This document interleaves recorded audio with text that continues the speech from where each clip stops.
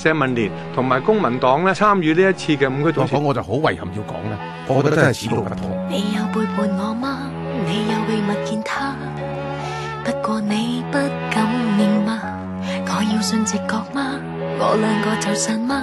如果你咁樣講就真係乜都唔使做嘅，仁哥。社民聯呢冇同民主黨商量過，你就自己單方面宣佈，同時要人哋一定接納，認為唔接納嘅意見呢就係不團結。你行翻條舊路啊嘛，而家係。如果民主黨唔做，我哋兩個都會做。你要去，難道我追得到我共你都太累？你又冇新嘅提議，跟住你就一味反對。你嘅教主一聲講咗，就全部就係全軍要跟隨。大佬你第一大黨嚟噶嘛？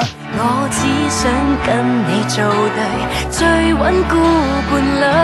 希望所有人都係能夠團結埋一齊。大家同一陣，話俾阿爺，話俾特區政府聽，我哋要真嘅普選。佢唔派人唔俾錢都唔緊要。太保護你，難着雙臂。你冇新嘅方案啊嘛？舊路人哋提個議案，人哋提個提議出嚟，大家又冇新嘅提議，跟住你就一味反對。但最初我猶如無聊死去爭這啖氣。